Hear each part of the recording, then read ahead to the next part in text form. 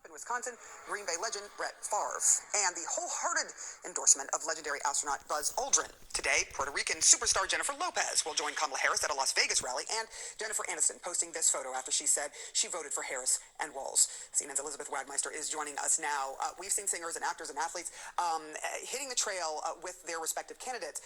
But we've also seen this. There's at least one who is publicly, and he's mad, rescinding his endorsement. Tell us about it. That's right, Sarah. So yesterday, Puerto Rican reggaeton superstar Nicky Jam rescinding his endorsement of Trump. You may remember that last month in September, he joined the former president at a rally in Las Vegas. He was wearing a red MAGA hat, and he gave his endorsement. Well, after the remarks at Madison Square Garden, which of course have angered so many Latinos around the country, Nicky Jam then posting on his Instagram yesterday a video saying that he is no longer supporting President Trump. Let's take a look. La razón por la cual yo apoyé a Donald Trump era porque yo pensé que era lo mejor para la economía en los Estados Unidos, donde vivimos muchos latinos, me incluyo, muchos inmigrantes que están sufriendo por la economía, y él siendo negociante pensé que era el mejor movimiento. Nunca en mi vida pensé que un mes después iba a venir un comediante a criticar a mi país y a hablar mal de mi país, y por ende renuncio a cualquier apoyo a Donald Trump. Now, he is one of many stars who are Puerto Rican, including Bad Bunny, Jennifer Lopez, who, as you said, is going to join Harris tonight at a rally, Mark Anthony, Luis Fonsi. So the list goes on. And these are huge stars who have huge impact. But as we see here, there are stars also coming out for former President Trump. In fact, even though it seems like most celebrities are aligned with Harris, and that is the truth, Hollywood typically backs the Democratic candidate, Trump actually has more celebrity support than ever, Sarah. But yesterday, there was a big surprise, Arnold Schwarzenegger saying he's choosing country over party, backing Harris. All right, Elizabeth Wagmeister, thank you so much. Appreciate it. Trump is again claiming that he knew nothing about the comedian at his MSG rally who called Puerto Rico garbage. But multiple Latin celebrities have called out Trump over it. And now there's another. The difference this time? It was someone who was firmly in his camp. Reggaeton superstar Nicky Jam is now pulling out from his Trump endorsement. The same Nicky Jam that appeared on stage with Trump just a month ago, decked out in a MAGA hat. He now says Puerto Rico should be respected. Joining us now, former Democratic Congressman Joe Crowley, CNN political analyst Laura Barron Lopez, and Republican strategist Joe Pinion here as well. Glad to have you all here. I'll begin with you, Joe, because obviously this is not where they want to be right now. Talking about this in the final, almost now 5 days away. Harris was closing her rally tonight with a swipe at Donald Trump and a promise to be a president for everyone. Listen to this. Unlike Donald Trump, I don't believe people who disagree with me are the enemy. He wants to put them in jail. I'll give them a seat at my table. And I pledge to always put country above party and self, and to be a president for all Americans. Joe Crowley, in these last 6 days, can she recover, not from her own statements, but from Biden's gaffe? Well, I was there last night. I was one of the 75,000 people, along with my wife, and it was powerful to be there with those folks. And listen, look, you know, the reality is that there's not a bad bone in Joe Biden's body. He's a decent, honorable person. He's had gaffes in the past. He continues to have them, and that's unfortunate.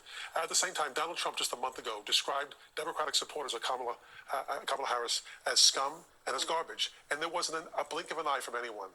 It's only when poor Joe Biden says something off script and inaccurately that people jump up and down. And he clarified and said that's not. He was talking about the people at that rally, the disgusting rally that took place. This Democratic supporters of Kamala Harris as scum and as garbage.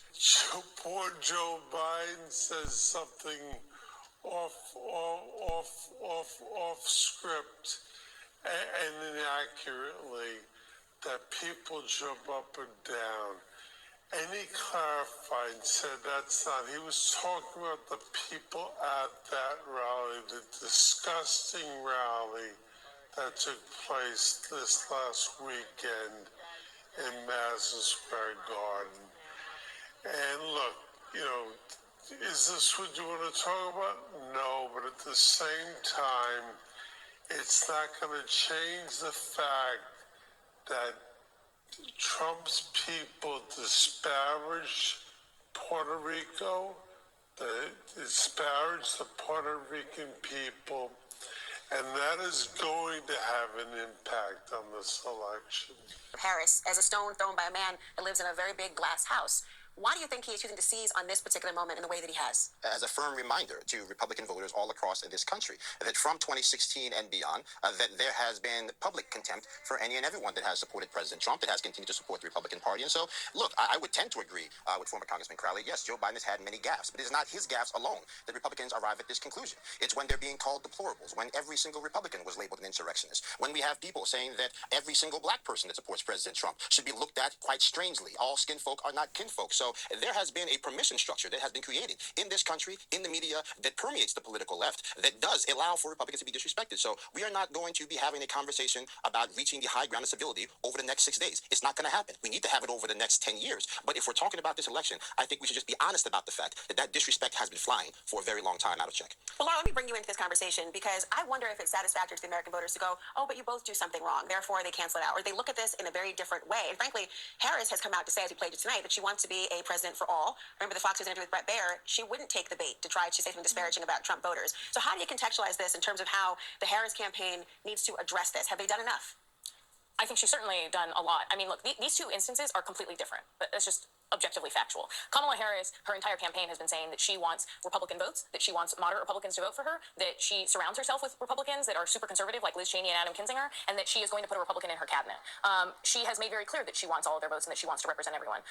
Donald Trump has a pattern of calling Democrats and Americans, fellow Americans, enemies from within. That echoes Nazi rhetoric, saying that Democrats are enemies. These are fellow Americans again. Fellow Americans are enemies that are worse than authoritarian leaders like Putin. Those are all statements that Donald Trump has made. In terms of impact, I was texting with voters today that I kept in touch with in swing states. I was texting with a two-time Trump voter in Arizona, a woman who said that she's now decided, she hadn't been for the months leading up to the election, she's going to vote for Kamala Harris, and she said that a lot of it had to do with just Donald Trump's rhetoric in the entire lead up to the election. And that's someone who voted for him twice. And she was aware of Biden's comments, and she said that that's not what she's heard from Harris this entire time, so she didn't think Harris was responsible for Joe Biden's comments. And then also, in terms of the impact of the Puerto Rican racist joke, is that I've been texting with Puerto Ricans in Allentown. Allentown has more than 50,000 Puerto Ricans that live in it. Pennsylvania has hundreds of thousands of Puerto Ricans that live in it, a swing state. And seems to have broken through there. And a lot of them in those communities are not happy with those comments.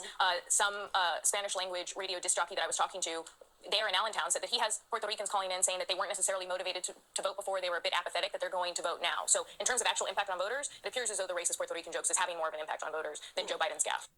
To me,